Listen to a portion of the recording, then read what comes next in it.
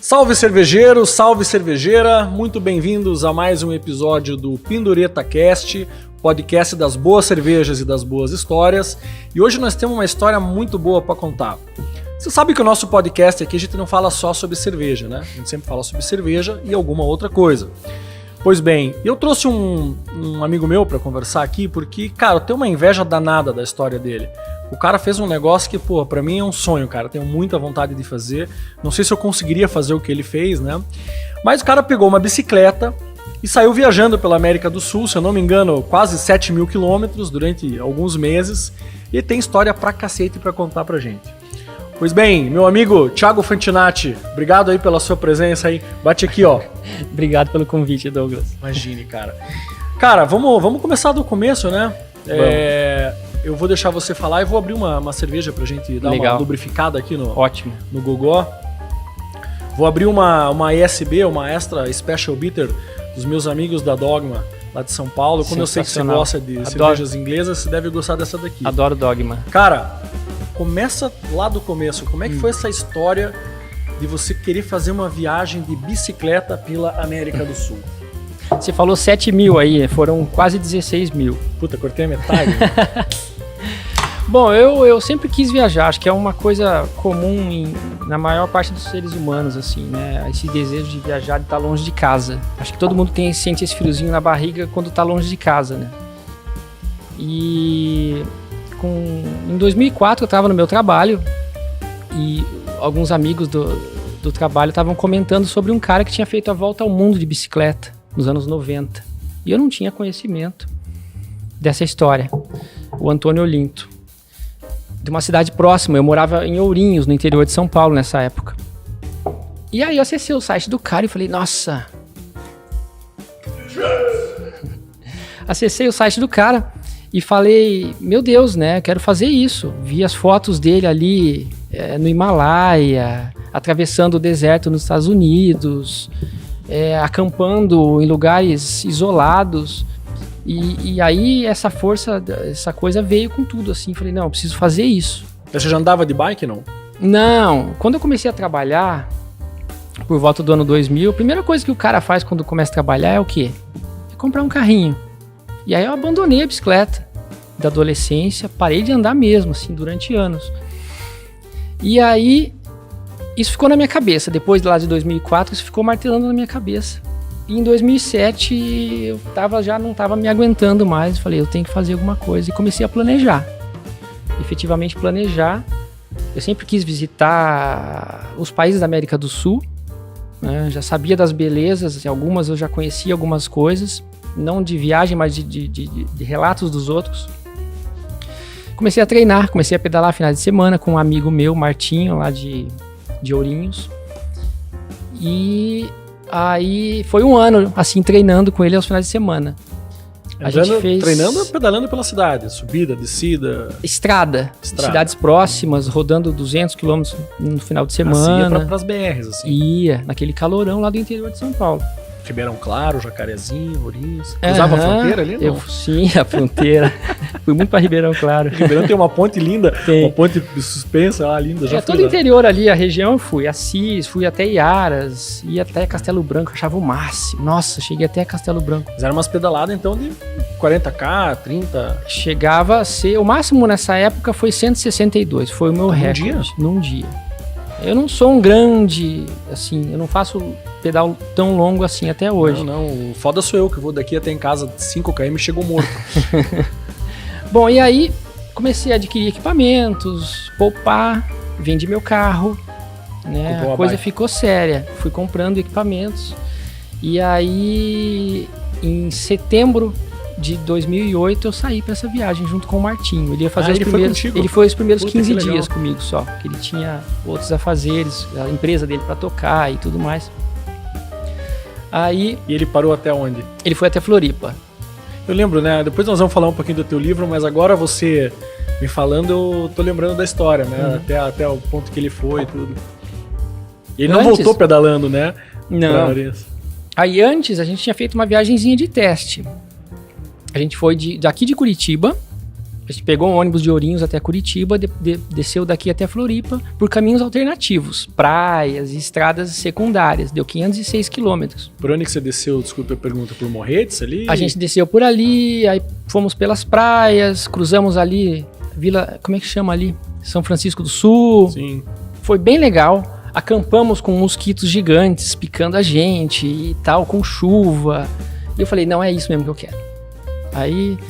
Aí volta pra viagem. E, cara, foi sensacional o começo, só que eu quebrei o braço no segundo dia. Eu lembro dessa história no livro. Você já tinha saído de casa? Segundo dia. Eu saí no dia 7 de setembro. Você teve que voltar e depois você fez uma outra largada, né? Essa é a história. No dia 8 eu quebrei o braço. Eu caí ali na BR, perto de Ibaiti. Conheço.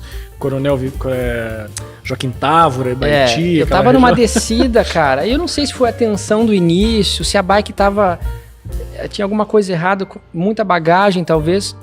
E eu me esborrachei, quebrei o braço, me ralei inteiro.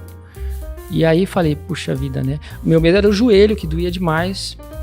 E o punho eu só fui saber que tinha quebrado mesmo 2 dias depois. Tava rápido assim? Tava uns 50 por hora na descida. Puta merda. O degrauzinho do acostamento, assim, me derrubou. E aí voltei, falei, não vou desistir, né? Fui ao médico e tudo, fiquei 28 dias com gesso. A fratura não foi grave, foi a pontinha do osso aqui no punho. Provavelmente o peso do teu corpo, a hora que você caiu ali, bateu. Na verdade, eu bati essa mão no chão. Essa mão não tocou no chão. Essa mão eu quebrei no guidão, quando eu voei. Caralho. Essa foi a minha conclusão, né? É tão rápido, né? Muito rápido. Né? Mas, cara, foi feio. O tênis voou, a bermuda saiu, foi... Podia ter morrido, né, bicho? Podia. Se bate a cabeça, alguma coisa Tava assim. de capacete, né? E o capacete também não tocou no chão. Aí, 56 dias depois, eu retomei a viagem do ponto onde eu caí. Deixei o gesso ali onde eu caí. Que legal. E pau. Teimosia. Sim. Eu tinha que correr. Eu não podia esperar muito tempo. Eu saí ainda com dores no punho, porque... Não sei quem já se quebrou, mas além da dor e tudo, a recuperação, você perde musculatura. Você fica um mês imobilizado. Né? E eu voltei ainda com dores. A fisioterapia minha foi a bike. Eu tinha que chegar no extremo sul do continente ainda no verão. Né? Pedalar no extremo sul da Argentina, do Chile, no inverno é complicado. Neva e tudo mais, né? Cara, foi o único tombo da viagem ou tomou outros? Tombo grave foi esse. Porque eu lembro uma coisa que eu adorava naquele filme do Diário de Motocicleta lá, do Gael Garcia Bernal e o Rodrigo lá de La Serna. Os caras levavam uns pacotes de moto muito engraçado, né, cara? Em valeta, tombavam no deserto. Essa coisa amadora, né? A minha viagem teve muito disso também. O que dava esse gostinho legal da viagem era que eu e os meus companheiros de viagem, depois eu vou falar deles, a gente era muito inexperiente nessa questão, né? Tanto nos lugares que a gente estava passando, como também como se comportar na estrada, né? E aí, cara, eu vivi o ano mais surreal. Um ano? Um ano. O ano mais surreal da minha vida, assim, de longe, conhecendo lugares e pessoas, porque eu achava que eu ia visitar lugares que eu sonhava em visitar e tirar fotos e tudo mais. E eu acabei conhecendo gente. Sim. Né? Que isso me marcou demais, assim. Cara, você fez quando você estava fazendo o teu condicionamento físico ali, a tua preparação, você foi fazendo um planejamento também de cidades que você queria passar, de km rodado por dia, onde dormir e tal, ou você fazia tipo um macro e fala assim, cara, eu vou, e onde eu vou até onde eu for e me viro? É complicado você definir exatamente um cronograma, assim, bem complicado. Imagina. E a estrada foi me mostrando isso, sabe? Que era a surpresa do dia, às vezes alguém te chamava pra almoçar ou acampar no quintal, numa garagem, e a quilometragem diária variava muito. Teu corpo, né? Te dá alguns limites, máximo que eu andei foi, sei lá, 140, 150 quilômetros num dia, em regiões mais inabitadas, e o mínimo foi 100 metros. Tava cansadão, falou, vou ficar por aqui. Eu tava gostando da companhia, né? Eu acampei no extremo sul do Rio Grande do Sul, do teu estado lá. E naquela pontinha do mapa, né, do Brasil, lá embaixo. Eu já fui pra lá. Sarandi. Você foi por aquela estrada, tem uma hora que tem uma retaiada depois de Pelotas. Cara, é uma lá, pampa. É uma coisa... tem uma... E vento. E uma área de proteção ambiental, às vezes até uns bichão, a né? reserva do Taim. Né? Uns... Eu vi jacaré ali. Cara. Acampei com os bombeiros a reserva do Taim. Aí, nessa ocasião dos 100 metros, eu acampei num pasto, nessa região que eu achei que ia ter uma cidade, só tinha alguns sítios. E de manhã eu tirei a barraca pra seguir viagem, tomei meu cafezinho da manhã. E aí, ao passar na frente da casa de um senhor ali da região, ele falou: "Você não quer acampar aqui, não?" Eu tinha acabado de sair. Acho que o cara queria conversar, eu acho que o cara tava sozinho. Um senhor sozinho, solitário. Ele fez comida pra mim, a gente almoçou junto. Passei a tarde com ele, veio uma chuvona forte, e eu lá abrigado na casa dele. E ele me contou que sempre recebe os viajantes que passam por ali. Olha só, cara. Então tem mais cara que tem essas ideias loucas aí. Um casal de americanos tinha se hospedado na casa dele. Uma casinha extremamente simples, uma cama cheia de excrementos de cupim. De pozinho aqui. Aham. E aí, enfim, esse tipo de experiência foi me marcando, assim, foi me mostrando o que a estrada tinha. E cada dia era uma surpresa, Douglas. Cara, você sabe que eu pensei em te chamar pra gente prosear aqui, porque o livro que você fez, né? A gente vai falar um pouquinho sobre ele daqui a pouco. Ele é muito inspirador, né, cara? Eu tenho um amigo que fez aquela viagem de Compostela, fez o caminho saindo por Lisboa e tal. Uhum. E daí um dia, ele não era meu amigo, a gente se conheceu porque ele trabalhava na Editora Abril. Uhum. E aí ele chamou a gente pra fazer um clube de assinatura pra Editora Abril. Pô, mano, eu ia sempre pra São Paulo, a gente ia almoçando, e você começa a gostar do cara, né? E ele era psicólogo, então a gente, porra, saía pra almoçar, a gente ficava conversando, tinha um papo legal pra cacete e tal.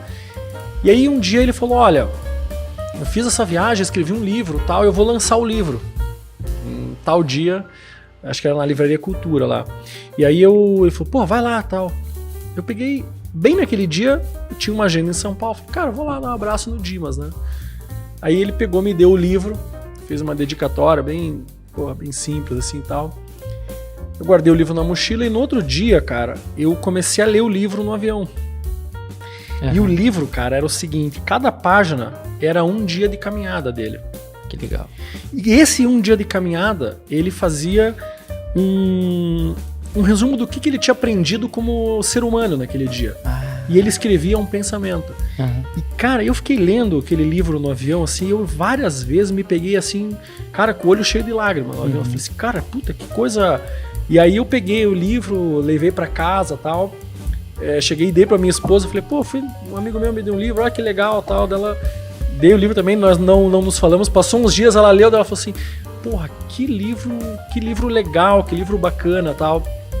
E até o encontro do livro dele era, eu não lembro, o encontro, a capa do livro dele era "Se eu quiser falar com Deus", ou "Meu encontro com Deus", tal. Dimas, cara, eu tô, meu merchandising tá meio fraco hoje, depois na edição eu vou colocar a capinha aqui, tá? Mas pra ele foi um encontro legal, assim, dele com valores. Ele tava muito contaminado com aquela coisa do trabalho, estressante e tal. Então, assim, o cara deu uma renascida, assim. E aí que você falou das histórias, né? No final, cara, você fica lembrando das pessoas, das histórias, dos aprendizados, né? Imagino eu, né, cara? Eu nunca fiz, mas eu já li, né? Então... eu aprendi muita coisa nesse ano. Muita coisa mesmo. Eu era um rapaz do interior que nunca tinha sequer saído do país ou viajado de avião, né? Então, eu fui descobrindo mesmo as coisas. Saí do país pela primeira vez de bicicleta. Isso foi bem interessante, essa experiência, assim. No começo eu estava um pouco reticente em acampar pelos cantos, né? Sim, até porque o Brasil é muito urbano, é diferente dos países. O Brasil é o país mais urbanizado e mais populoso, né? E Argentina, o interiorzão da Argentina, do Chile, cara, não tem ninguém. Sim. Eu já andei em algumas, conheço assim relativamente bem a América do Sul, mas sempre de carro, né? Uhum. Mas, cara, tem muitas regiões assim inabitadas, muita região pobre, né? Também. Tem muitas cidades assim, sei nem se dá para comparar com alguma coisa no Brasil aqui, mas é difícil comparar, é difícil. O Muda Brasil é muito, muito, né? muito peculiar, assim, diferente. Me conta um pouquinho do teu trajeto, cara. Assim, a grosso modo, você saiu por onde, voltou por onde? Eu passei por aqui, né? Desceu de São Paulo pra cá? Depois eu desci todo o litoral Você foi pelo litoral? do sul do Brasil, BR-101, direto, Até lá embaixo. até lá embaixo. Aí você entrou lá pra Porto Alegre? Não, você tocou baixo. Entrei, eu queria ir pra Porto Alegre. Nossa. Peguei aquele vento a favor que tem naquela região lá, que é a região dos ventos de Osório ali. E eu fiz a freeway 100 km em 3 horas, assim, muito com vento a favor. E E depois pra voltar bom asfalto ali, largão. É bom. E depois desci toda a costa uruguaia. Então você entrou pelo Chuí ali? Entrei pelo Chuí. Você entrou naquelas prainhas? Tem umas lá Punta del Paloma, Diablo. Punta del Diablo. Punta del Diablo é um lugar assim... Lindo, né, cara? Alternativo pra Sim, caramba. Inóspito, alternativo. Eu já passei ali. Meio hippie, assim. Né? Não sei como é que tá, faz muito tempo já. Isso eu tô falando de final de 2008. E Agora aí, os hippies lá mudaram, são todos executivos, workaholics, fizeram estações de trabalho, trabalham à distância para as empresas do Vale do Silício lá, parece. e daí, cara, Buenos Aires. Mas né? daí você foi pra Punta e passou lá em Colônia, Passei, aquele buquebus lá? peguei o buquebus, cruzei de barco ali a Foz do Rio da Prata. E aí, Buenos Aires. Desembarquei no centro de Buenos Aires, lá no porto. E agora vamos cruzar a Argentina inteira. Pretensão, Ficou alguns né? dias em Buenos Aires, né? No teu Fiquei, livro, né? fiquei. Cara, eu ficava muito tempo sozinho, mas também tive muitos momentos, assim, de sociabilizar com as pessoas, sabe? De sair à noite. Cheguei a ficar 8 meses sem uma baladinha e tal, mas assim, Buenos Aires foi muito legal, muito agitado. Eu conheci muita gente, brasileiros, argentinos e gente de outras nacionalidades também. O turismo lá é muito forte.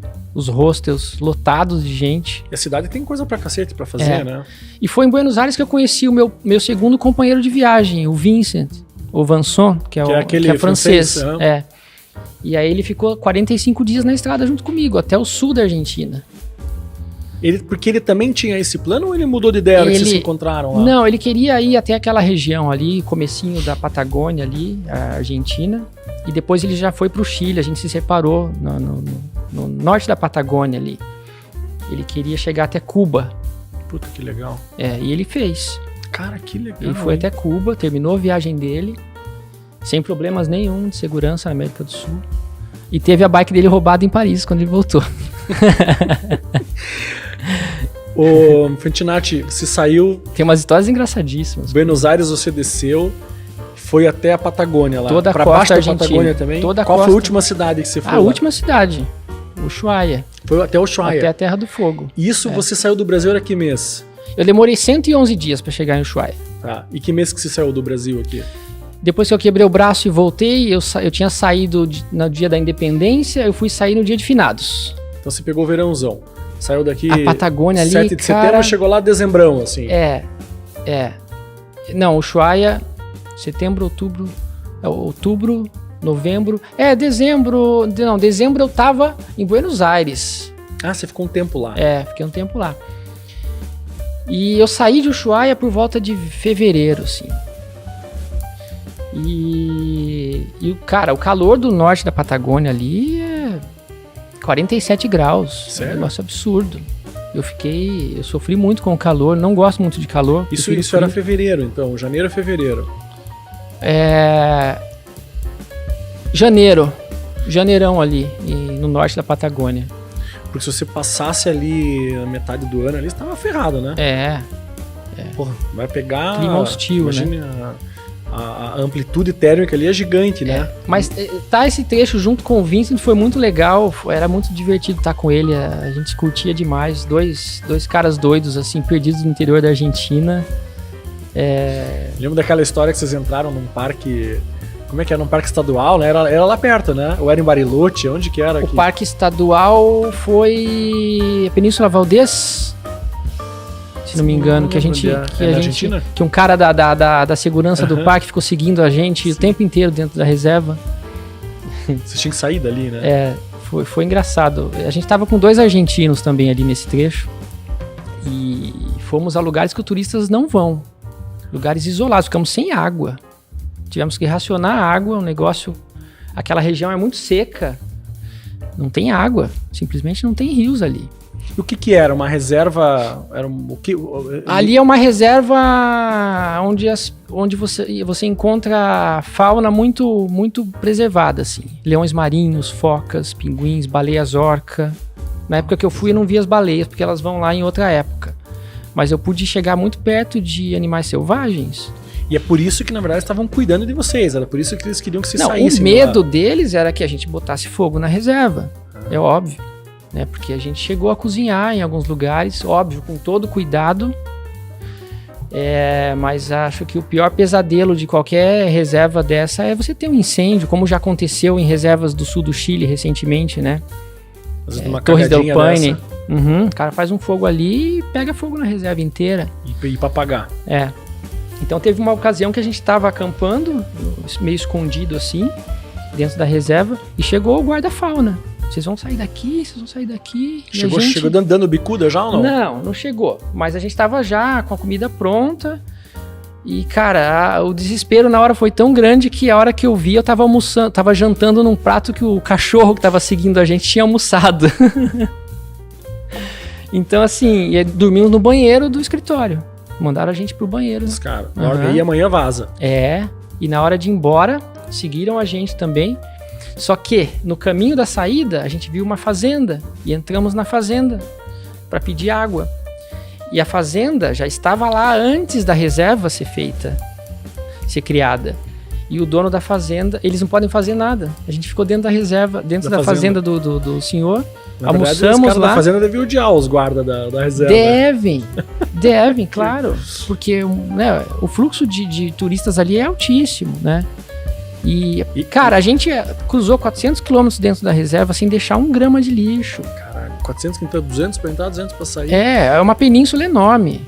E você vem descendo pelo litoral, assim, deve você entra nessa reserva. Em Puerto Madryn, você entra em direção à península e ela é enorme. E dá pra ir de carro lá, não? Dá pra ir de carro. Até um ponto, imagino. Não, dá pra ir de carro.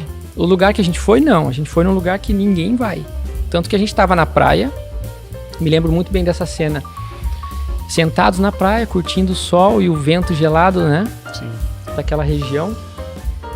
E um filhote de foca. Que legal. Saiu do mar e veio caminhando pela areia em direção ao nosso amigo argentino. E a mãe do filhotinho estava no mar gritando e chamando ele, porque já conhecia os seres humanos, provavelmente, né? E a foquinha não sabia o que era aquilo. Ela foi dar uma cheirada, foi dar uma verificada. Puta merda. E é grande, é um bichão grande. É uma foca, o filhote é do tamanho de um cachorro, né? Tô vendo aqui Puerto Valdez. Península Valdez. Ano passado eu tava... O livro seu tá bem Sim, o meu livro destruído. Tá sempre, eu leio, né, cara? Eu levo pra cima, pra baixo também, eu surradão. Mas eu lembrei você falou da foca, não lembro se é ano passado, ano retrasado. Eu tava dando uma fuçada numas milhas, assim, tinha umas passagens pra Montevidéu por 8 mil pontos, assim. Uhum. Eu falei, vou passar a semana do meu aniversário lá com as crianças e tal. E aí paramos em Montevidéu, alugamos um carro e a gente foi passar uma semaninha em Punta lá. Aí achamos era na pandemia, então assim, ninguém viajava, né? Tudo barato, né? Cara, muito barato. A gente pagou acho que tipo 200 um apartamento, assim, por dia.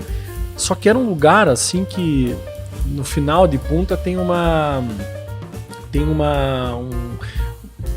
mercadinho municipal, assim, um lugar onde os pescadores se juntam ali, tem uma marina, né? Que eles chamam de Península, se não me engano.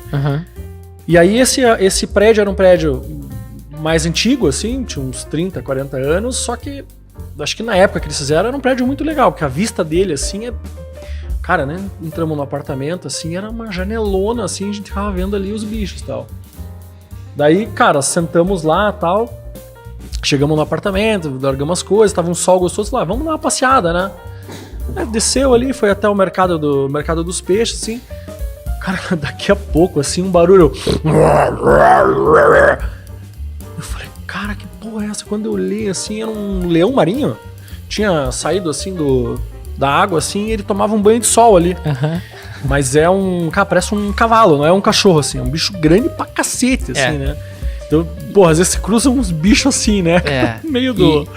E na costa chilena, por exemplo, que é água muito fria, a corrente do Pacífico, ela vem do sul para norte. Então, todo o mar chileno é muito frio. Então, você vê focas, leões marinhos a costa toda. Direto. O tempo inteiro. Né? E você falou dos custos do Uruguai lá na tua viagem. Quando eu saí de viagem, o dólar tava R$2. Olha só, cara. Olha só. Então, tive esse privilégio aí, né? Sim. Você te proporcionou muita coisa. Foi uma época legal. Essa época que eu viajei foi interessante por outro aspecto também. Eu viajei num tempo em que as redes sociais ainda não estavam desenvolvidas. Você correspondia por e-mail já com a tua turma naquela época? Eu tinha um blogzinho que atualizava 2 vezes por semana. Então, o que aconteceu? Eu viajei muito para mim e não tinha neura de ficar postando em rede social, né? Nessa época. E outra coisa, essa janela de tempo aí que eu viajei, as câmeras digitais já estavam muito, muito bem desenvolvidas. Então eu tenho fotos muito boas até hoje. Puta, que legal. Porque eu viajei com uma boa câmera e não precisei carregar câmera de filme, né? Como os caras que viajaram antes tiveram que fazer. Então essa janela foi interessante, assim, esse período muito curto. E aí quando dava vontade, você parava e tirava uma foto. A foto pra mim sempre foi muito natural. Já trabalhei muito com foto, né? E eu tô vendo aqui, você foi até o Ushuaia lá, e daí você entrou no Chile lá em Punta Arenas, lá embaixo? Por Punta Arenas. E aí veio subindo. Só que aí o Chile, no sul do Chile, tem uma região que você não consegue cruzar, não tem estradas, é um campo de gelo. É o Campo de Gelo Sul, é a maior cobertura de gelo que existe fora dos polos.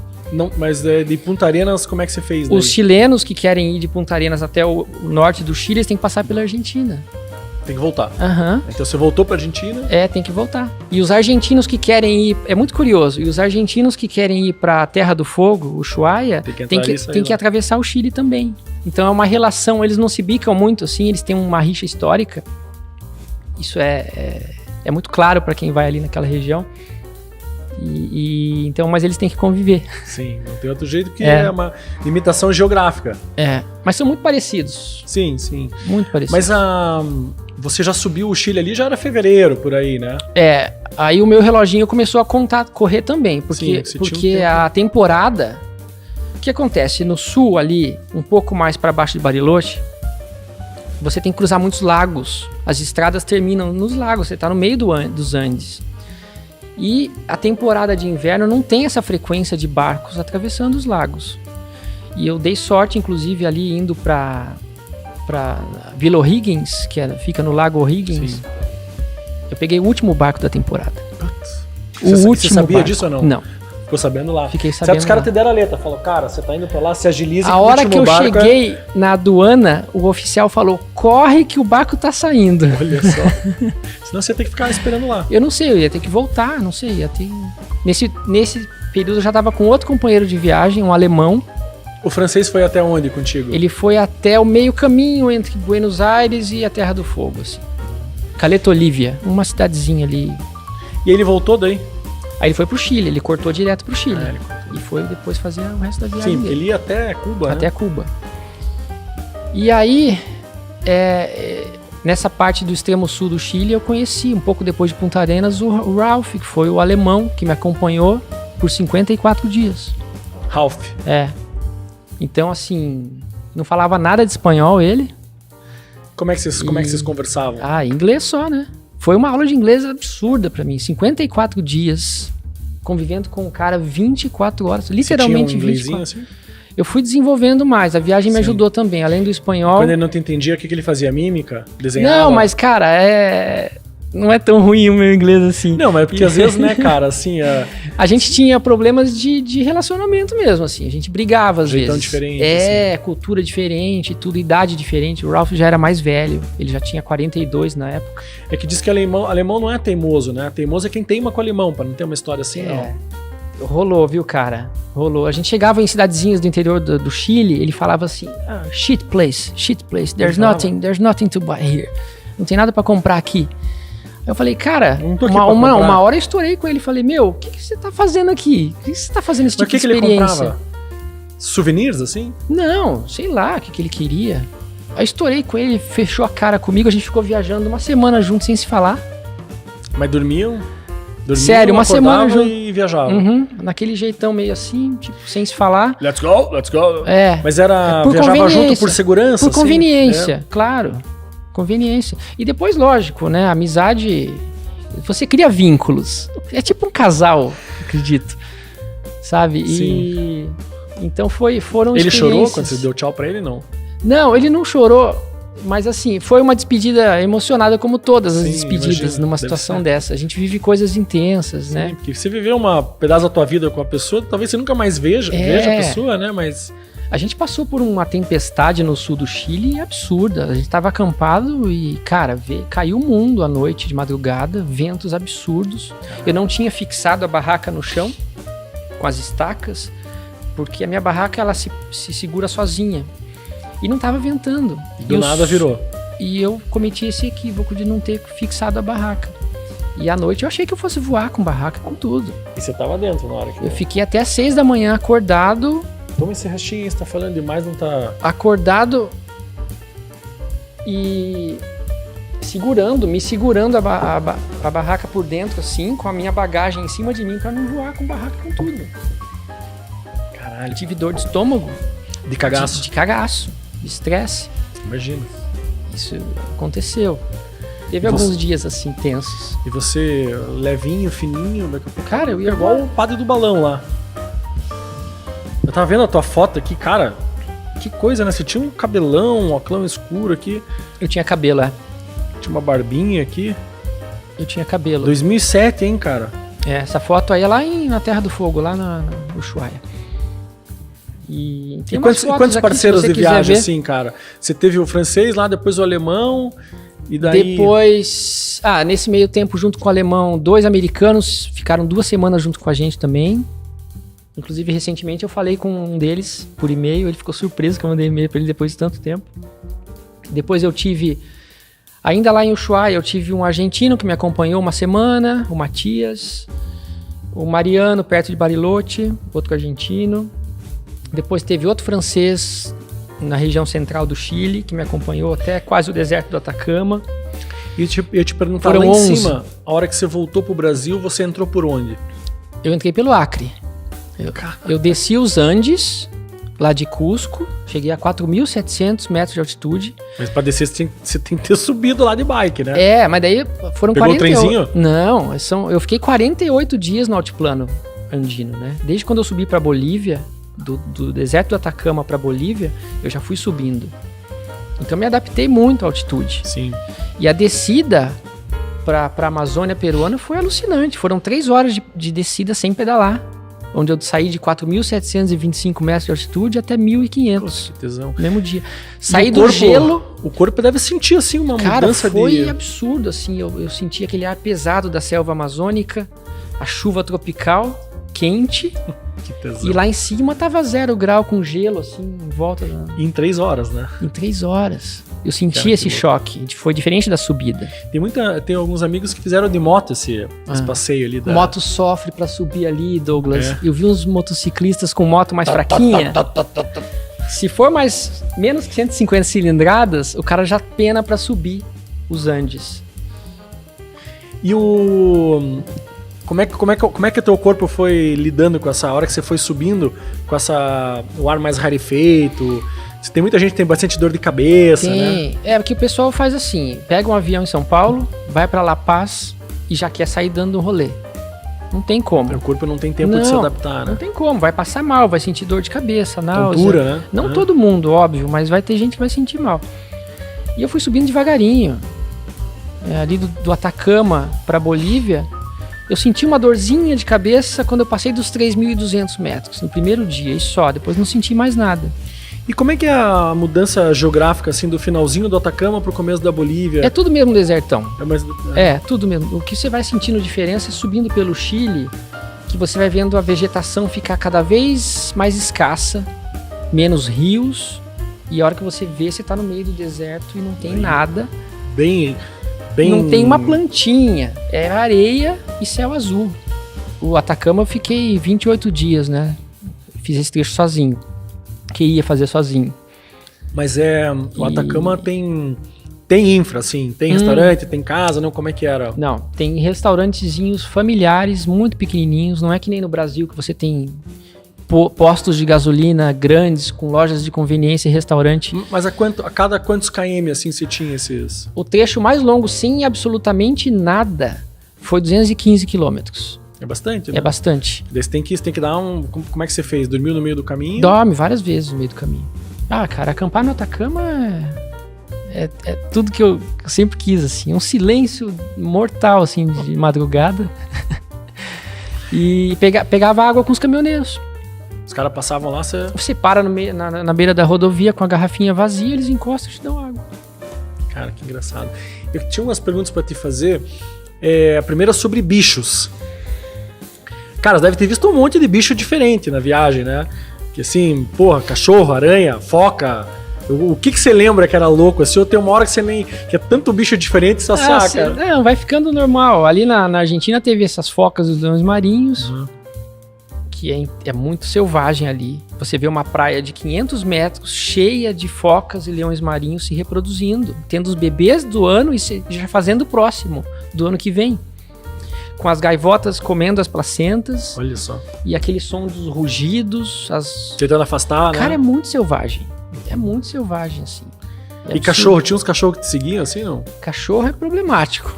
Tem uns que querem briga, né? Sim. Vem pra morder e tal. Mas tem uns que... Cachorro é covarde pra caramba. Você vira e vai pra cima dele, ele corre. Mas tinha uns que acompanhavam você no trecho, assim, não?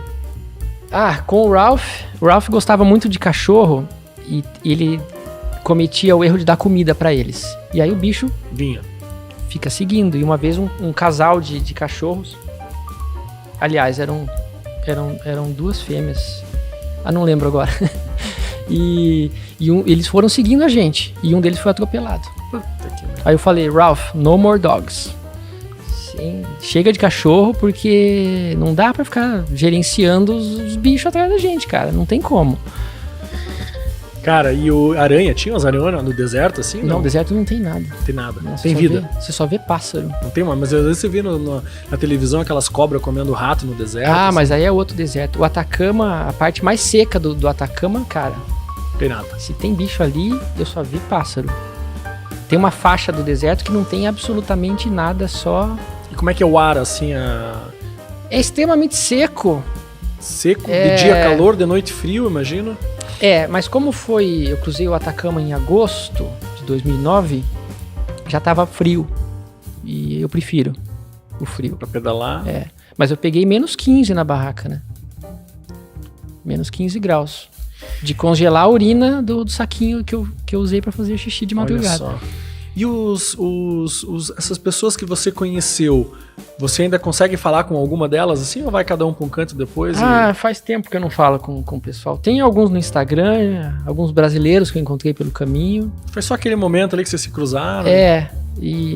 Mas assim, a amizade que ficou mesmo, assim, não tem. Cada um na sua vida, né? Tentar achar o Ralph aí, cara. Ver se ele não vem da Alemanha, traz umas cervejas pra gente. Fala, traz uma cerveja e te manda uns dog aí.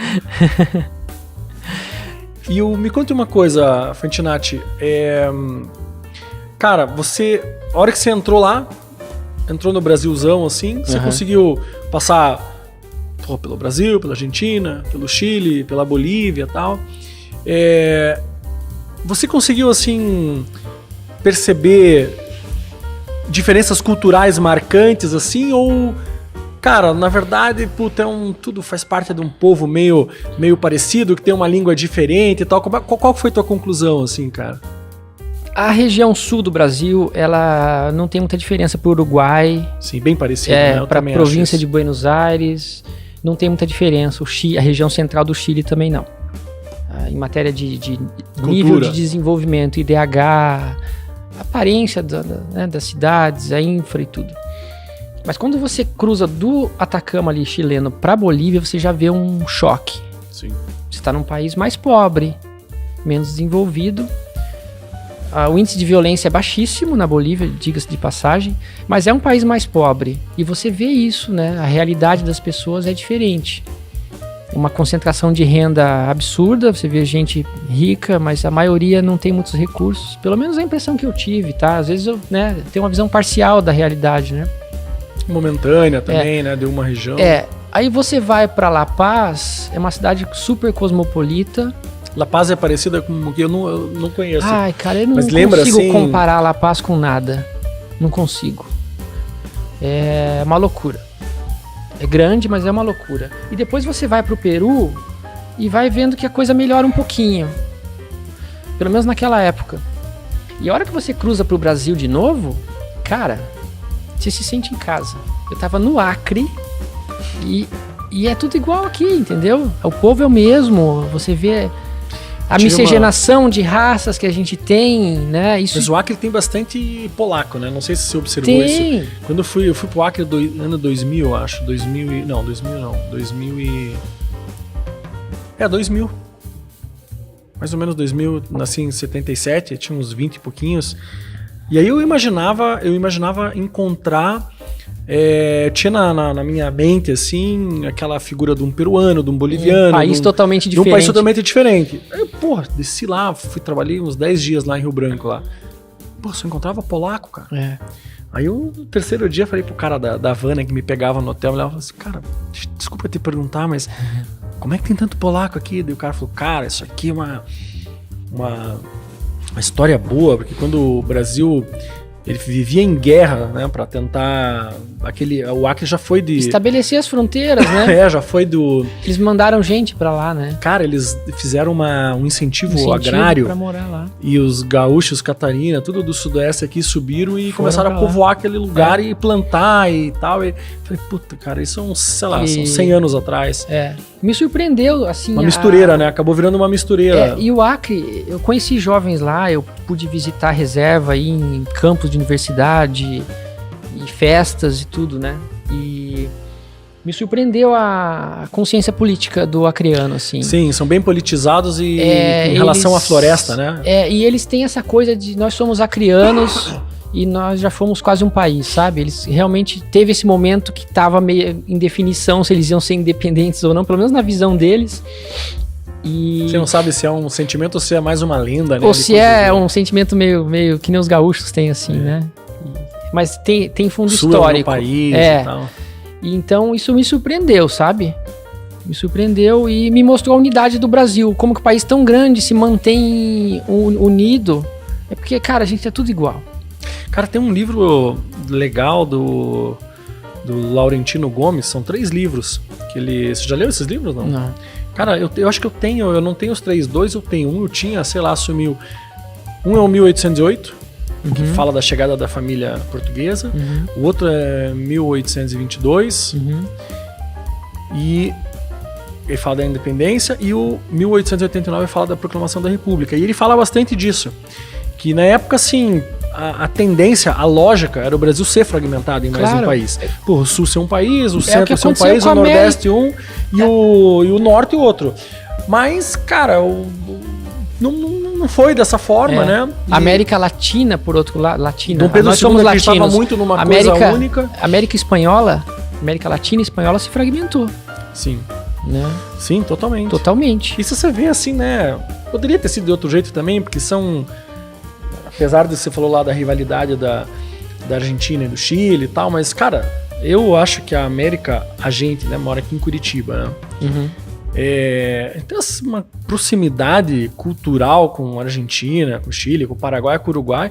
Eu adoro o Uruguai, falo bastante lá pra minha mulher, falei, putz, um dia, se a gente se aposentar, acho que quero vir morar no Uruguai. É um ótimo lugar pra envelhecer, cara. Cara, é muito parecido com o Rio Grande do Sul, cara. É muito. Né? Mas assim, tem esse lado, mas tem um lado também do Brasil, parece que tá voltado meio que de costas pro resto da América Latina, sabe? Tem esse sentimento. Eles conhecem muito da nossa cultura, conhecem muito da nossa música, gostam pra caramba da gente, perguntam. Sim, o brasileiro é bem... O brasileiro não dá tanto valor. Mas você sabe que o brasileiro... a gente não olha pra eles. Eu tenho um mercado que eu vou aqui perto de casa, aqui, que eu gosto bastante de ir, e que eu faço assim a compra maior das coisas do mês, eu vou ali, né? E de um tempo pra cá, cara, você vai ali, não tem mais brasileiro trabalhando, cara. Você vai nos caixas, você vai no açougue e tal, é só venezuelano e só cubano, né? E aí, pô, eu adoro conversar com haitiano tem bastante, né, também aqui. Teve uma época que tinha muito haitiano e agora, assim, cara, é impressionante. Todos os caixas no mercado ali são venezuelanos ou cubanos, né? E aí o açougueiro lá virou meu amigo, né, cara? Porque eu vou umas 2 vezes por semana lá comprar carne e tal. E eu falei, cara, eu tive no teu país e tal. Daí ele, pô, sério, aonde? Eu falei, tive tal lugar, tal lugar, tal lugar. Daí ele falou, tá. Ele falou, cara, tá muito difícil, cara. Tá muito quem difícil. Quem sai, né? Quem há 10 anos. Mas ele falou assim, ó, quando você foi lá há 10 anos, eu fui em 2012, 11 anos. Ele falou, de lá pra cá, assim, cara, se já era difícil naquela época, agora é bem mais. Mas uma coisa que eu acho interessante, que eu pergunto pro pessoal, né, sempre no caixa, assim, cara, tratam vocês bem aqui no país? Ela falou assim, tratam.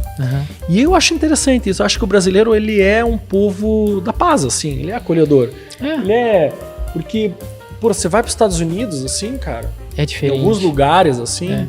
Os caras não estão nem aí, né? Não, eles não sei. Eles acham esquisito ter gente de fora lá. Não é todo mundo que te trata bem e tal... E a gente, o brasileiro é muito sociável, assim, né, cara? Então, assim, isso é uma coisa que eu acho que é legal do nosso país aqui. Eu tinha a bandeirinha do Brasil na minha bike. Isso você acha que ajudava ou atrapalhava? Eu acho que sim. Viu? Ajudava pra caramba, assim. Até pra encontrar brasileiros também pelo caminho, né? Tanto que um dia eu tava acampado, deitado no deserto lá, no meio do Atacama, fazendo a siesta. E aí passou uma moto, uma Shadow, com um casal, viu minha bandeirinha, deu a volta, era um casal de mineiros. Viu? E esse cara me deu um monte de dicas sobre a estrada, ele passou pela Transoceânica, que liga o Brasil ao Peru, e me deu um monte de dicas sobre o caminho. Que legal. Cara, essa sensação, eu nunca tive vontade de morar, nunca tive vontade de morar fora do Brasil. Agora, de um tempo pra cá, até comentei com a minha esposa, falei, putz, sei lá, talvez a gente pudesse em algum momento morar fora, assim, mais proporcionar uma experiência pros filhos, assim, né? Porque eu acho que a gente vive muito bem aqui, eu acho do caralho o país, eu acho que eu gosto das pessoas. Mas eu lembro uma vez que fui pra Portugal e 2 coisas que eu não me esqueço. Uma, o taxista me tratou mal pra caralho, cara. Porque ele falou assim, cara, os cariocas estão vindo aqui e estão assaltando muito aqui. Nós não gostamos muito dos brasileiros aqui, bem assim, né? Eu falei, porra, foda, os carioca também são foda, vem aqui. Porque ele tava explicando o seguinte, ele falou assim, cara, não existia roubo aqui. Então é o seguinte, a gente já convive com roubo há 100 anos, sei lá. Quando a gente é pequeno, você já anda na rua, a tua mãe, os teus amigos te ensinam a você ficar esperto. E aí, porra, cara, como não tinha esse negócio lá, os caras chegavam lá e... né? Então eu lembro disso, e outra coisa que eu lembro que eu... parei uma hora num sinaleiro, assim, olhei pra uma parede, assim, tinha umas marcas d'água na parede. Falei, porra, teve alguma enchente aqui, né, cara? Como é que tem aquela marca d'água na parede? Daí eu olhei pra ele e falei, dá enchente aqui? Daí ele falou assim, só quando chove. Foi a minha primeira experiência em Portugal, assim. Eu falei, quando chove dá enchente aqui. Muito bem, obrigado por... Mas essa coisa do brasileiro, assim, acho que tem essa fama de você tocou num ponto interessante. Ser gente boa, assim, né? As pessoas acharem que brasileiro é gente boa. Você falou que a gente já está acostumado com uma deficiência na segurança, né? E o brasileiro tem esse radar para malandro. A gente vê de longe na estrada. Isso me ajudou também. Também tinha isso? Claro. Você vê que tem gente mal intencionada. Se você chega num lugar e vê olhares meio estranhos, cara... Vaza. Você vai embora. Vamos pegar a tua magrela. O gringo, dependendo do país que ele vem... Ele não lê isso. Não lê isso, os caras se ferram. Ele não entende, né, que tem não isso. Não entende a malandragem do sul-americano. E rola muito. Olhares estranhos, presenças meio assim... E aí você pega e vai embora. Vaza. Não dá moleza, entendeu? Cara, a gente tem esse radarzinho, né? A gente vê de longe situações de risco, porque a gente tem que fazer isso o tempo inteiro. Você viajava, você tinha lá a tua magrela... E como é que você... O que você adaptou nela? Como é que você fazia? Porque você tinha que levar roupa, você tinha que levar uma barraca, você tinha que levar coisa pra você comer, pra você... Como é que você fez isso? Quando eu comecei a viagem, eu tinha 4 alforjes, que são aquelas malas que você põe na lateral da bike. 2 na frente e 2 atrás. Quando eu caí... Até por equilíbrio, assim, imagino, pra você poder... mas é que eu tinha muita coisa. quando eu caí, eu resolvi cortar pela metade a bagagem, que foi um dos problemas da minha queda. A bike não tava legal. Não tava estável. Não tava estável. E aí eu cortei metade. E, cara, é o básico do básico. O que você levava, assim? Cara, uma coisa que eu levei que cicloviajante não leva é uma calça jeans. Pra você ter uma ideia, era o máximo que eu tinha de coisa diferente na minha bagagem. Era o meu luxo. Pra você poder dar um passeio, ou isso, alguma coisa. E aí, cara, 3 trocas de roupa. 3 minutos. Então você tinha assim... Você não pode levar um casaco pesado, porque enche a tua mala. Sim. Então você leva camadas. Você tem uma camiseta, um isolante, que pode ser uma lã, um Polartec, um corta-vento. E se você usa tudo junto, você tem uma jaquetona. Você pode intercalar as camadas daí, usar só o corta-vento ou só a camada de baixo e assim vai. E aí quando você tinha que lavar a blusa de lã, aí você se fudia, como é que você ia? Cara, lavar roupa era muito raro. E o suvacão? Não tem esse problema não, comigo foi suave. Não, mas pode ser que tenha, né, assim, tem gente que tem, né, que sua e tal. Tem gente que tem que viajar com hipoglós porque fica com assadura. Sim, imagina, eu não tive assadura, né? Eu não tive cãibra. Então eu não sofri com essas coisas assim, tem sabe? Tudo isso que os livros não contam. Não contam, o cara tem que viajar com hipoglós, o Bepantol ali. Imagina, né? Isso que tá falando é verdade. E até, aí, cara, às vezes, sei lá, algum fungo, alguma coisa, você fica sentado num negócio suando ali, né? Problema de saúde eu não tive depois. Tive uma intoxicação alimentar na Bolívia, resolvi com atendimento médico e remédio, porque devo ter comido alguma comida de rua. 2-3 dias de baixa ali, pau. Comi uma ameba ali na comida de rua e fiquei bem mal. Deixa eu te fazer uma pergunta. Na época, como é que era esse esquema de sacar grana? Você levou toda a grana? Como é que você se virou com isso? Eu levei $1.000, 500 em notas de 100, mais 500 trocado, que eu usei até a Patagônia, Argentina. Fui usando quando dava. Mas eu também sacava dinheiro em máquina normal, com o cartão do meu banco. E fora do país já dava pra sacar na época? Já dava. Não era todos os lugares, me ferrei às vezes. Em alguns lugares chegava com a intenção de sacar dinheiro e não tinha. Então você tem que ser esperto, você tem que deixar uma reserva para emergências, né? Essa era a intenção da reserva de dólares. Só que como eu tive um problema com o meu banco, eu não conseguia sacar na Argentina. E meu pai teve que resolver lá em Ourinhos para mim, com o gerente, sem a minha assinatura. Conseguiu resolver e eu comecei a sacar dinheiro nos caixas eletrônicos. Tive que queimar reserva de dólares para resolver essa situação. Mas assim, tranquilo. Cara, e gasta muito pouco. Eu gastei mais, cara, quando eu tava com o alemão, porque a gente esbanjava. Era fora de temporada, a gente alugava chalézinhos assim. Aí o cara mas também, no geral, cara, gastava mais pra comer durante o dia, assim. E quando eu acampei 135 dias no ano, e várias vezes eu fiquei em casa de gente que me acolheu.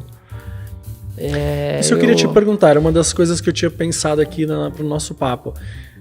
Tem vários episódios no teu livro ali que você pôde observar assim, a hospitalidade das pessoas, né? Que acho que foi um grande paradigma que você quebrou na viagem, né? Como é que foi isso, cara? Quebrei. No começo eu tava, como eu disse, reticente em acampar e buscar outras situações. Ficava em hotelzinho, esses hotelzinhos de beira de estrada, de caminhoneiro. Quando eu entrei no Uruguai, eu comecei a me abrir um pouco mais. Comecei a ficar nos campings. Na Argentina foi um espetáculo. Eu acampei muito. Na Patagônia, é óbvio que não tem onde ficar. Mas, cara, muita gente me chamou pra acampar no quintal. Da casa, assim. Tem a tática da água também. Você para na frente da casinha, tá passando na frente de um sítio, alguma coisa assim, e vai pedir água na hora do almoço. Fica te chama pra a água já vira um almoço. E durante o almoço, as pessoas te conhecem e já te convidam pra passar a noite, ficar ali e tudo mais. Cara, é uma coisa de louco, assim. Você sai das grandes cidades, você encontra o ser humano na essência, sabe? E é uma experiência pra você e pros caras, né? Também. Claro, teve povoados ali no interior da Argentina que, quando a gente viu, eu e o Vincent, o francês, a gente tava rodeado de uma dezena de jovens argentinos jogando sinuca num bar. Legal demais. Com a ideia de sair de manhã pra pedalar. Mas, cara, como é que você vai? Tem que curtir, né? Curtir a hora. É um intercâmbio maluco. Quando é que esses caras vão receber 2... estrangeiros, cara, é um povoadozinho que não tem nada, sabe? Fanti, pra gente finalizar, eu queria falar um pouquinho do teu livro, né? Você saiu, rodou 15, 16 mil quilômetros, quase um ano pedalando, e daí você fez um livro, que é um negócio legal pra caralho, você tem um livro feito por você, né? Como é que foi, cara, esse processo do livro? Você já saiu daqui pensando em fazer o livro e foi se documentando? Saí com a ideia de escrever. Então isso me ajudou, porque eu tinha anotações diárias, eu anotava no celular mesmo. A gente tá falando aí de final de 2008, início da viagem. Eu tinha aquele smartphone, aquele Palm Trail, sabe? Que já tem um tecladinho. É na época dos BlackBerry. Era o pai do... O BlackBerry é um pouquinho depois disso, eu acho. É o avô do smartphone moderno. E eu ia anotando ali o quê? A quilometragem do dia, algum fato ocorrido no dia, tipo, furou o pneu, encontrei fulano. E basicamente isso, era um log. E foto para documentar, né? Também não tirei tanta foto assim não, comparado com o que a gente faz com o celular hoje, eu tirei pouquíssimas fotos o ano inteiro. Tem 9 mil fotos só no ano. Só 9 mil? É pouco. Não, muito pouco, cara, muito pouco. 30 por dia. É pouco, cara? É pouca foto pra caralho. E aí, cara, quando eu voltei pra escrever, eu fui pra casa dos meus pais, no final da viagem, e eu tava escrevendo coisas que eu vivi um ano atrás. E aí eu ia cruzando as minhas memórias com o meu log de viagem, as fotografias e os vídeos, pra ir montando aquilo. Nos primeiros 3 meses o livro saiu assim, ó. Saiu. Tava muito vivo, né, na tua cabeça. E, cara, eu escrevi metade do livro em 3 meses, os fatos mais marcantes da história, né? Começo, meio e fim, vários fatos mais marcantes. E depois fui preenchendo as lacunas pra fazer uma história mais fluida, que tivesse continuidade. E teve alguém que te ajudou nesse processo? Alguns parentes meus e amigos deram uma revisada, uma lida no livro e... Sugestões. E só. E foi uma experiência incrível escrever, como tá sendo agora, que tô fazendo a tradução dele pro inglês. E tá sendo interessante reviver isso e reler a minha história em inglês. Uma experiência diferente, assim. Sou eu ali, eu me vejo ali, apesar de ser em inglês, é muito curioso. E tô cortando várias coisas também, né, que não fazem sentido numa versão em inglês. Por exemplo? Visões muito abrasileiradas que não fazem sentido lá fora. A tua mulher deve ter pedido pra você cortar umas partes também, ou não? Não. Ela não gosta de algumas partes. Mas, cara, né, já foi, né, cara? Já foi. Mas eu conheci ela por causa da minha história, você sabe? Já te contei? Não, pode contar. Eu tava em São Paulo, depois da minha viagem, trabalhando, e ela me achou no Google. Ela queria fazer uma viagem de bicicleta. Olha só. E ela buscou sobre o tema, achou meu site, achou meu Facebook, e aí entrou em contato comigo. Daí você casou com ela. Aí a gente ficou 6 meses conversando no Facebook, e aí eu vim pra Curitiba pra conhecê-la. E aí foi uma rotina. A época da Webjet, que tinha voo de R$70, R$ 49,90. Eu vinha pra cá todo final de semana, pra Curitiba. Puta, que sorte, hein? O Webjet salvou tua vida, né? E 3 meses depois a gente engravidou. Você vê? Por dar uma voltinha de bike. E aí a escolha foi São Paulo ou Curitiba. A gente escolheu Curitiba, ela já morava aqui. E tô aqui há 12 anos. E você morava na época São Paulo, capital, mais de 12 ou morava anos. em Ourinhos lá? Capital. Eu saí de Ourinhos, saí da casa dos meus pais. Eu fui... Uma loucura, eu queria ser fotógrafo em navio de cruzeiro. Eu fui pra Santos fazer entrevista em empresa de cruzeiro. E depois não deu certo, eu voltei pra São Paulo pra trabalhar com tecnologia, que é o que eu faço hoje aqui em Curitiba. Que legal. Cara, eu gostei pra caralho da conversa e foi muito bacana. A gente tem que fazer o episódio 2 pra contar as histórias mais calientes. Mas histórias proibidas do Thiago Fantinatti. Cara, eu vou fazer um merchanzão do teu livro aqui, depois quando a gente for editar, o Trilhando Sonhos, do Thiago Fantinatti. Depois a gente dá um caminho aqui para quem quiser conhecer mais a história. E eu queria te agradecer bastante, foi muito legal. Obrigado pelo convite, Espero que você tenha gostado também. E vamos em frente. Obrigado, um abraço. Valeu.